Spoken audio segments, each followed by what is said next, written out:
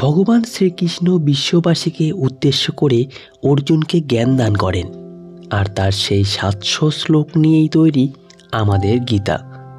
আমরা এর আগের ভিডিওতে গীতার প্রথম অধ্যায় অর্থাৎ অর্জুন বিষাদ যোগ নিয়ে আলোচনা করেছি। সেই অধ্যায়ের 46টি শ্লোক সহজ বাংলায় অনুবাদ করে দিয়েছি। সেই ভিডিওটি এখনও না শুনে ও দেখে থাকলে ভিডিওর ডেসক্রিপশন বক্সে লিঙ্ক দেওয়া রইল, দয়া করে দেখে নেবেন।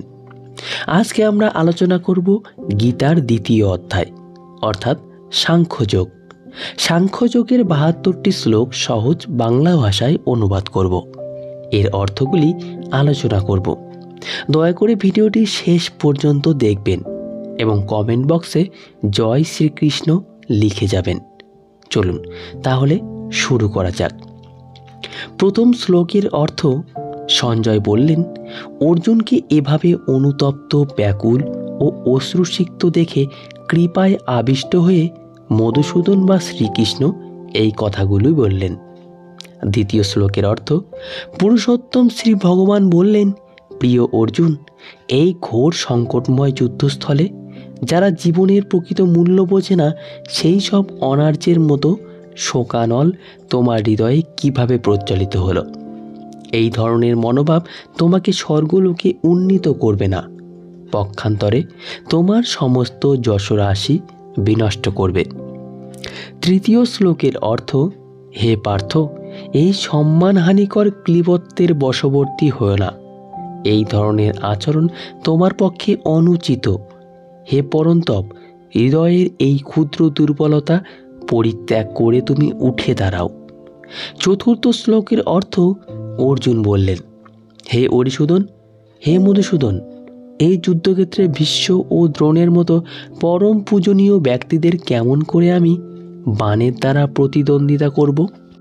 পঞ্চম শ্লোকের অর্থ, আমার মহানুভব শিক্ষাগুরুতে জীবনহানি করে এই জগৎ ভোগ করার থেকে বরং ভিক্ষা করে জীবন ধারণ করা ভালো। তার পার্থিব বস্তুর অভিলাষী হলেও আমার গুরুজন।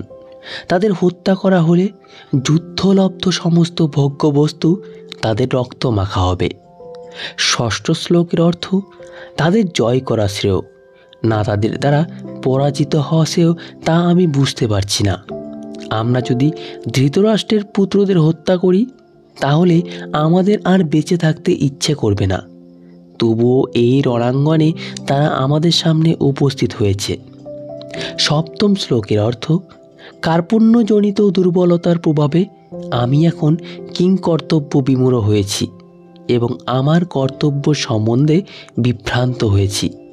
এই অবস্থায় আমি তোমাকে জিজ্ঞাসা করছি, এখন কি করা আমার পক্ষে শ্রেয়স্কর তা আমাকে বলো, এবং আমি তোমার শিষ্য এবং সর্বতোভাবে তোমার শরণাগত। দয়া করে তুমি আমাকে নির্দেশ দাও। ষষ্ঠম শ্লোকের অর্থ, আমার ইন্দ্রিয়গুলিকে শুকিয়ে দিচ্ছে যে শোক, তা দূর করবার কোনো উপায় আমি খুঁজে পাচ্ছি না। এমনকি স্বর্গের দেবতাদের মতো আধিপত্য নিয়ে সমৃদ্ধিশালী প্রতিদ্বন্দ্বিতাবিহীন রাজ্য এই পৃথিবীতে লাভ করলেও আমার এই শোকের বিনাশ হবে না। নবম শ্লোকের অর্থ, সঞ্জয় বললেন, এভাবে মনোভাব ব্যক্ত করে গুড়াকেশ অর্জুন তখন ঋষিকেশকে বললেন, হে গোবিন্দ, আমি যুদ্ধ করব না। এই বলে তিনি মৌন হলেন।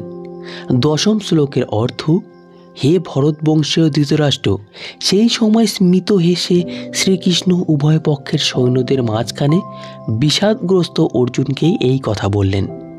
11তম শ্লোকের অর্থ, পরমেশ্বর ভগবান বললেন, তুমি প্রাজ্ঞের মতো কথা বলছ, অথচ যে বিষয়ে শোক করা উচিত নয় সে বিষয়ে শোক করছ। যারা যথার্থই পণ্ডিত তারা কখনো জীবিত অথবা মৃত কারোর জন্যই শোক করেন না। 12তম শ্লোকের অর্থ, এমন কোনো সময় ছিল না যখন আমি, তুমি ও এই সমস্ত রাজারা ছিলেন না, এবং ভবিষ্যতেও কখনো আমাদের অস্তিত্ব বিনষ্ট হবে না। 13তম শ্লোকের অর্থ, দেহীর দেহ যেভাবে কৌমার যৌবন ও জরার মাধ্যমে তার রূপ পরিবর্তন করে চলে, মৃত্যুকালে তেমনি ওই দেহী মানে আত্মা এক দেহ থেকে অন্য কোনো দেহে দেহান্তরিত হয়। স্থিতপ্রজ্ঞ পণ্ডিতেরা কখনো এই পরিবর্তনে মুহ্যমান হন না। 14তম শ্লোকের অর্থ, হে কৌন্তেয়, ইন্দ্রিয়ের সঙ্গে বিষয়ের সংযোগের ফলে অনিত্য সুখ ও দুঃখের অনুভব হয়। সেগুলো ঠিক যেন শীত এবং গ্রীষ্ম ঋতুর গমনাগমনের মতো। হে বরদকুল প্রদীপ, সেই ইন্দ্রিয়জাত অনুভূতির দ্বারা প্রভাবিত না হয়ে সেগুলি সহ্য করার চেষ্টা করো। 15তম শ্লোকের অর্থ, হে পুরুষশ্রেষ্ঠ অর্জুন, যে জ্ঞানী ব্যক্তি সুখ ও দুঃখকে সমান জ্ঞান করেন এবং শীত ও উষ্ণ আদি দ্বন্দ্বে বিচলিত হন না, তিনি মুক্তি লাভের প্রকৃত অধিকারী। 16তম শ্লোকের অর্থ, যারা তত্ত্বদ্রষ্টা তারা সিদ্ধান্ত করেছেন যে অনিত্য জড় বস্তুর স্থায়িত্ব নেই এবং নিত্য বস্তু আত্মার কখনো বিনাশ হয় না। তারা উভয় প্রকৃতির যথার্থ স্বরূপ উপলব্ধি করে এই সিদ্ধান্তে উপনীত হয়েছেন। 17তম শ্লোকের অর্থ, যা সমগ্র শরীরে পরিব্যাপ্ত হয়ে রয়েছে তাকে তুমি অবিনাশী বলে জানবে। সেই অব্যয় আত্মাকে কেউ বিনাশ করতে সক্ষম নয়। 18তম শ্লোকের অর্থ, অবিনাশী অপরিমেয় ও শাশ্বত আত্মার জড়দেহ নিঃসন্দেহে বিনাশশীল। অতএব হে ভারত, তুমি শাস্ত্রবিহিত স্বধর্ম পরিত্যাগ না করে যুদ্ধ করো। 19তম শ্লোকের অর্থ, যিনি জীবাত্মাকে হন্তা বলে মনে করেন কিংবা যিনি একে নিহত বলে ভাবেন, তারা উভয়েই আত্মার প্রকৃত স্বরূপ জানে না, কারণ আত্মা কাউকে হত্যা করেন না এবং কারো দ্বারা নিহতও হন না। 20তম শ্লোকের অর্থ, আত্মার কখনো জন্ম হয় না বা মৃত্যু হয় না, অথবা পুনঃ পুনঃ তার উৎপত্তি বা বৃদ্ধি হয় না। তিনি জন্মরহিত, শাশ্বত, নিত্য এবং পুরাতন হলেও চিরনবীন। শরীর নষ্ট হলেও আত্মা কখনো বিনষ্ট হয় না। 21তম শ্লোকের অর্থ, হে পার্থ, যিনি এই আত্মাকে অবিনাশী, শাশ্বত, জন্মরহিত ও অক্ষয় বলে জানেন, তিনি কিভাবে কাউকে হত্যা করতে বা হত্যা করাতে পারেন? 22তম শ্লোকের অর্থ, মানুষ যেমন জীর্ণ বস্ত্র পরিত্যাগ করে নতুন বস্ত্র পরিধান করে, দেহীও তেমনি জীর্ণ শরীর ত্যাগ করে নতুন দেহ ধারণ করেন। 23তম শ্লোকের অর্থ, আত্মাকে অশ্রীর দ্বারা কাটা যায় না, আগুনে পোড়ানো যায় না, জলে ভেজানো যায় না, অথবা হাওয়াতে শুকানোও যায় না। 24তম শ্লোকের অর্থ, এই আত্মা অচ্ছেদ্য, অত্যাজ্য, অক্লেদ্য ও অশস্য। তিনি চিরস্থায়ী, সর্বব্যাপ্ত, অপরিবর্তনীয়, অচল ও সনাতন। 25তম শ্লোকের অর্থ, এই আত্মা অব্যক্ত, অচিন্ত ও অবিকারী বলে শাস্ত্রে উক্ত রয়েছে। অতএব এই সনাতন স্বরূপ অবগত হয়ে দেহের জন্য তোমার শোক করা উচিত নয়। 26তম শ্লোকের অর্থ, হে মহাবাহ, আর যদি তুমি মনে করো যে আত্মার বারবার জন্ম হয় এবং মৃত্যু হয়, তাহলেও তোমার শোক করার কোনো কারণ নেই। 27তম শ্লোকের অর্থ, যার জন্ম হয়েছে তার মৃত্যু অবশ্যম্ভাবী এবং যার মৃত্যু হয়েছে তার জন্মও অবশ্যম্ভাবী। অতএব অপরিহার্য কর্তব্য সম্পাদন করার সময় তোমার শোক করা উচিত নয়। 28তম শ্লোকের অর্থ, হে ভারত, সমস্ত সৃষ্ট জীব উৎপন্ন হওয়ার আগে অপ্রকাশিত ছিল। তাদের স্থিতিকালে প্রকাশিত থাকে এবং বিনাশের পর আবার অপ্রকাশিত হয়ে যায়। সুতরাং সেই জন্য শোক করার কি কারণ? 29তম শ্লোকের অর্থ, কেউ এই আত্মাকে আশ্চর্যবৎ দর্শন করেন, কেউ আশ্চর্যভাবে বর্ণনা করেন এবং কেউ আশ্চর্য জ্ঞানে শ্রবণ করেন, আর কেউ শুনেও তাকে বুঝতে পারেন না। 30তম শ্লোকের অর্থ, হে ভারত, প্রাণীদের দেহে অবস্থিত আত্মা সর্বদাই অবদ্ধ। অতএব কোনো জীবের জন্য তোমার শোক করা উচিত নয়। 31তম শ্লোকের অর্থ, ক্ষত্রিয় রূপে তোমার স্বধর্ম বিবেচনা করে তোমার জানা উচিত যে ধর্ম রক্ষার্থে যুদ্ধ করার থেকে ক্ষত্রিয়ের পক্ষে মঙ্গলকর আর কিছুই নেই। তাই তোমার দ্বিধাগ্রস্ত হওয়া উচিত নয়। 32তম শ্লোকের অর্থ, হে পার্থ, স্বর্গদ্বার উন্মোচনকারী এই প্রকার ধর্মযুদ্ধে অংশগ্রহণ করার সুযোগ না চাইতেই যেসব ক্ষত্রিয়ের কাছে আসে তারা সুখী হন। 33তম শ্লোকের অর্থ, কিন্তু তুমি যদি এই ধর্মযুদ্ধ না করো তাহলে তোমার স্বীয় ধর্ম এবং কীর্তি থেকে ভ্রষ্ট হয়ে পাপ ভোগ করবে। 34তম শ্লোকের অর্থ, সমস্ত লোক তোমার কীর্তিহীনতার কথা বলবে এবং যে কোনো মর্যাদাবান লোকের পক্ষেই এই অসম্মান মৃত্যু অপেক্ষাও অধিকতর মন্দ। 35তম শ্লোকের অর্থ, সমস্ত মহারথীরা মনে করবেন যে তুমি ভয় পেয়ে যুদ্ধক্ষেত্র পরিত্যাগ করেছ এবং তুমি যাদের কাছে সসম্মানিত ছিলে তারাই তোমাকে তুচ্ছ তাচ্ছিল্য জ্ঞান করবে। 36তম শ্লোকের অর্থ, তোমার শত্রুরা তোমার সামর্থ্যের নিন্দা করে বহু অকথ্য কথা বলবে। তার চেয়ে অধিকতর দুঃখদায়ক তোমার পক্ষে আর কি হতে পারে। 37তম শ্লোকের অর্থ, হে কুন্তিপুত্র, এই যুদ্ধে নিহত হলে তুমি স্বর্গ লাভ করবে আর জয়ী হলে পৃথিবী ভোগ করবে। অতএব যুদ্ধের জন্য দৃঢ় সংকল্প হয়ে উত্থিত হও। 38তম শ্লোকের অর্থ, সুখ দুঃখ লাভ ক্ষতি ও জয় পরাজয়কে সমান জ্ঞান করে তুমি যুদ্ধের নিমিত্ত যুদ্ধ করো, তাহলে তোমাকে পাপ ভাগী হতে হবে না। 39তম শ্লোকের অর্থ, হে পার্থ, আমি তোমাকে সাংখ্যযোগের কথা বললাম, এখন ভক্তিযোগ সম্বন্ধে নেই বুদ্ধির কথা শ্রবণ করো, যার দ্বারা তুমি কর্মবন্ধন থেকে মুক্ত হতে পারবে। 40তম শ্লোকের অর্থ, ভক্তিযোগের অনুশীলন কখনো ব্যর্থ হয় না এবং তার কোনো ক্ষয় নেই। তার স্বল্প অনুষ্ঠানও অনুষ্ঠাতাকে সংসার স্বরূপ মহাভয় থেকে পরিত্রাণ করে। 41তম শ্লোকের অর্থ, যারা এই পথ অবলম্বন করেছে তাদের নিশ্চয়াত্মিকা বুদ্ধি একনিষ্ঠ। হে কুরুনন্দন, অস্থির চিত্ত সকাম ব্যক্তিদের বুদ্ধি বহু শাখা বিশিষ্ট ও বহুমুখী। 42তম শ্লোকের অর্থ, বিবেক বর্জিত লোকেরাই বেদের পুষ্পিত বাক্যে আসক্ত হয়ে স্বর্গসুখ ভোগ, উচ্চকুলে জন্ম, ক্ষমতা লাভ আদি সকাম কর্মকেই জীবনের চরম উদ্দেশ্য বলে মনে করে। ইন্দ্রিয় সুখ ভোগ ও ঐশ্বর্যের প্রতি আকৃষ্ট হয়ে তারা বলে যে তার ঊর্ধ্বে আর কিছু নেই। 43 ও 44তম শ্লোকের অর্থ, যারা ভোগ ও ঐশ্বর্য সুখে একান্ত আসক্ত সেই সমস্ত বিবেক বর্জিত মূঢ় ব্যক্তিদের বুদ্ধি সমাধি অর্থাৎ ভগবানে একনিষ্ঠতা লাভ হয় না। 45তম শ্লোকের অর্থ, বেদে প্রধানত জড়া প্রকৃতির 3টি গুণ সম্বন্ধেই আলোচনা করা হয়েছে। হে অর্জুন, তুমি সেই গুণগুলিকে অতিক্রম করে নির্গুণ স্তরে অধিষ্ঠিত হও, সমস্ত দ্বন্দ্ব থেকে মুক্ত হও এবং লাভ ক্ষতি ও আত্মরক্ষার দুশ্চিন্তা থেকে মুক্ত হয়ে অধ্যাত্ম চেতনার অধিষ্ঠিত হও। 46তম শ্লোকের অর্থ, ক্ষুদ্র জলাশয়ে যে সমস্ত প্রয়োজন সাধিত হয় সেগুলি বৃহৎ জলাশয় থেকে আপনা হতেই সাধিত হয়ে যায়। তেমনি ভগবানের উপাসনার মাধ্যমে যিনি পরব্রহ্মের জ্ঞান লাভ করে সব কিছুর উদ্দেশ্য উপলব্ধি করেছেন, তার কাছে সমস্ত বেদের উদ্দেশ্য সাধিত হয়েছে। 47তম শ্লোকের অর্থ, স্বধর্মবিহিত কর্মে তোমার অধিকার আছে, কিন্তু কোনো কর্মফলে তোমার অধিকার নেই।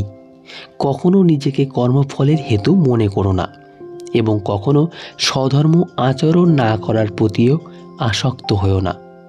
48তম শ্লোকের অর্থ, হে অর্জুন, ভলভোগের কামনা পরিত্যাগ করে ভক্তিযোগস্থ হয়ে স্বধর্মবিহিত কর্ম আচরণ করো। কর্মের সিদ্ধি ও অসিদ্ধি সম্বন্ধে যে সমবুদ্ধি তাকেই যোগ বলা হয়। 49তম শ্লোকের অর্থ, হে ধনঞ্জয়, বুদ্ধিযোগ দ্বারা ভক্তির অনুশীলন করে সকাম কর্ম থেকে দূরে থাকো এবং সেই চেতনায় অধিষ্ঠিত হয়ে ভগবানের শরণাগত হও। যারা তাদের কর্মের ফল ভোগ করতে চায় তারা কৃপণ। 50তম শ্লোকের অর্থ, যিনি ভগবত ভক্তির অনুশীলন করেন তিনি এই জীবনেই পাপ ও পুণ্য উভয় থেকেই মুক্ত হন। অতএব তুমি নিষ্কাম কর্মযোগের অনুষ্ঠান করো, সেটি হচ্ছে সর্বাঙ্গীন কর্মকৌশল। 51তম শ্লোকের অর্থ, মনীষীগণ ভগবানের সেবায় যুক্ত হয়ে কর্মজাত ফল ত্যাগ করে জন্ম মৃত্যুর বন্ধন থেকে মুক্ত হন। এভাবে তারা সমস্ত দুঃখ দুর্দশার অতীত অবস্থা লাভ করেন। 52তম শ্লোকের অর্থ, এভাবে পরমেশ্বর ভগবানে অর্পিত নিষ্কাম কর্ম অভ্যাস করতে করতে যখন তোমার বুদ্ধি মোহরূপ গভীর আরণ্যকে সম্পূর্ণরূপে অতিক্রম করবে, তখন তুমি যা কিছু শুনেছ এবং যা কিছু শ্রবণীয় সেই সবের প্রতি সম্পূর্ণরূপে নিরপেক্ষ হতেও পারবে। 53তম শ্লোকের অর্থ, তোমার বুদ্ধি যখন বেদের বিচিত্র ভাষার দ্বারা আর বিচলিত হবে না এবং আত্ম উপলব্ধির সমাধিতে স্থির হবে, তখন তুমি দিব্যজ্ঞান লাভ করে ভক্তিযোগে অধিষ্ঠিত হবে। 54তম শ্লোকের অর্থ, অর্জুন জিজ্ঞাসা করলেন, হে কেশব, স্থিতপ্রজ্ঞ অর্থাৎ অচলা বুদ্ধি সম্পন্ন মানুষের লক্ষণ কি? তিনি কিভাবে কথা বলেন, কিভাবে আচরণ করেন এবং কিভাবেই বা তিনি বিচরণ করেন? 55তম শ্লোকের অর্থ, পরমেশ্বর ভগবান বললেন, হে পার্থ, জীব যখন মানসিক জল্পনা কল্পনা থেকে উদ্ভূত সমস্ত মনোগত কাম পরিত্যাগ করে এবং তার মন যখন এভাবে পবিত্র হয়ে আত্মাতেই পূর্ণ পরিতৃপ্তি লাভ করে, তখনই তাকে স্থিতপ্রজ্ঞ বলা হয়। 56তম শ্লোকের অর্থ, ত্রিতাপ দুঃখ উপস্থিত হলেও যার মন উদ্বিগ্ন হয় না, সুখ উপস্থিত হলেও যার স্পৃহা হয় না এবং যিনি রাগ ভয় ও ক্রোধ থেকে মুক্ত, তিনি স্থিতধী অর্থাৎ স্থিতপ্রজ্ঞ। 57তম শ্লোকের অর্থ, জড়জগতে যিনি সমস্ত জড় বিষয়ে আসক্তি রহিত, যিনি প্রিয় বস্তু লাভে আনন্দিত হন না এবং অপ্রিয় বিষয় উপস্থিত হলে দ্বেষ করেন না, তিনি পূর্ণ জ্ঞানে প্রতিষ্ঠিত হয়েছেন। 58তম শ্লোকের অর্থ, কূর্ম যেমন তার অঙ্গসমূহ তার কঠিন বহিরাবরণের মধ্যে সংকুচিত করে, তেমনি যে ব্যক্তি তার ইন্দ্রিয়গুলোকে ইন্দ্রিয়ের বিষয় থেকে প্রত্যাহার করে নিতে পারেন, তার চেতনা চিন্ময় জ্ঞানে প্রতিষ্ঠিত। 59তম শ্লোকের অর্থ, দেহ বিশিষ্ট জীব ইন্দ্রিয় সুখ ভোগ থেকে নিবৃত্ত হতে পারে, কিন্তু তবুও ইন্দ্রিয় সুখ ভোগের আসক্তি থেকে যায়, কিন্তু উচ্চতর স্বাদ আস্বাদন করার ফলে তিনি সেই বিষয় তৃষ্ণা থেকে চিরতরে নিবৃত্ত হন। 60তম শ্লোকের অর্থ, হে কন্তেয়, ইন্দ্রিয় সমূহ এতই বলবান এবং ক্ষোভকারী যে তারা অতি যত্নশীল বিবেকসম্পন্ন পুরুষের মনকেও বলপূর্বক বিষয়াদি মুখে আকর্ষণ করে।